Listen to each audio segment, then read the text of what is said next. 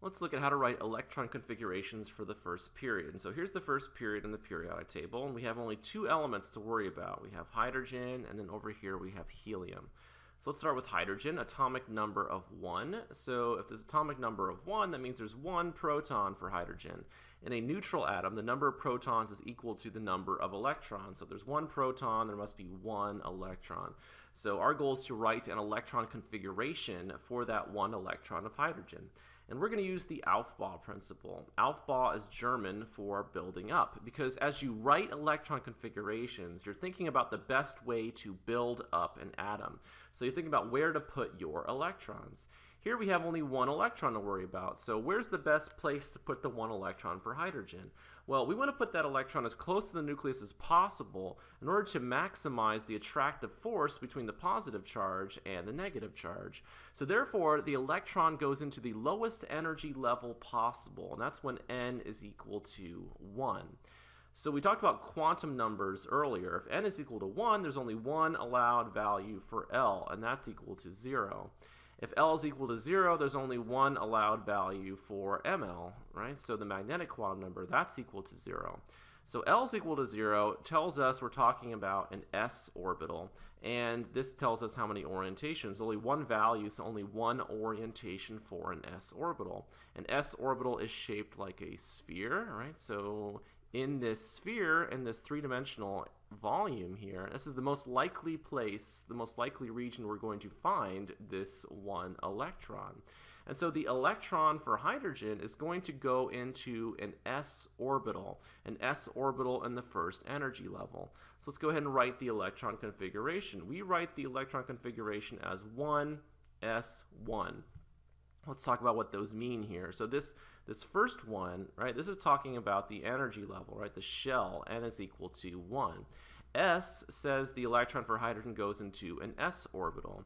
And this superscript 1 here, this is telling us how many electrons are in that orbital. And here, of course, we're talking about only 1 electron.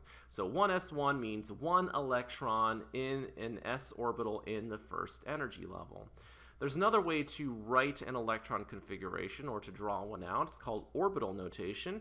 So you draw a line here which represents an orbital. We're talking about an s orbital in the first energy level, so we could label this orbital as being the 1s orbital.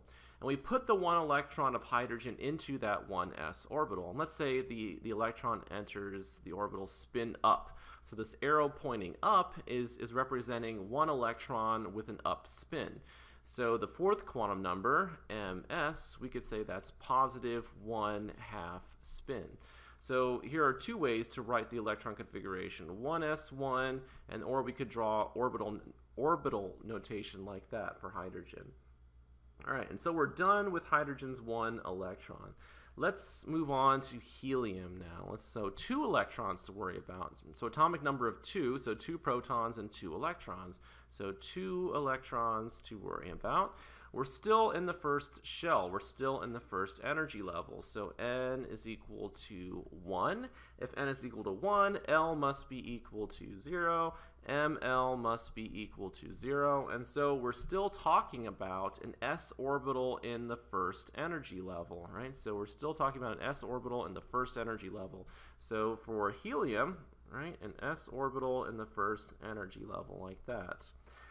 All right, let's think about orbital notation for helium here. So we have 2 electrons, so an s orbital in the first energy level. So we could draw the first electron for helium as spin up, right? And the second electron for helium, we would have to do that spin down. So we have to pair the spins, 1 spin up and 1 spin down. So why do we have to do that? So let me go ahead and write. I'm gonna write negative 1/2 here for the spin. The reason we have to pair the spins is because of the Pauli exclusion principle, which says that no 2 electrons in an atom can have the same 4 quantum numbers. So this first electron that we put in the 1s orbital, right? So this one right here, spin up. That would be these same 4 quantum numbers these 4 quantum numbers up here. So instead of rewriting them, I'll just circle them for hydrogen, right? And so for the second electron here, the one that I put in the orbital spin down, right, that can't have the same set of quantum numbers. So n is equal to n is equal to 1, L is equal to 0, ML is equal to 0. All those have to be the same, but the last one here, right, is different. That's why we make it -1/2, so it's spin down. And so the two electrons in helium have a different set of 4 quantum numbers, right? They differ by the last quantum number. And so that's the idea of the Pauli exclusion principle. And as a consequence of the Pauli exclusion principle, an orbital can contain a maximum of 2 electrons because you've exhausted all of the possible combinations of quantum numbers. We've used them up completely. And so the 1s orbital is completely full. So we could also write the electron configuration for helium, right, as 1s2. And once again, what that means is we're talking about an s orbital in the first energy level, and there are 2 electrons in that s orbital. So 1s2 is the electron configuration for helium.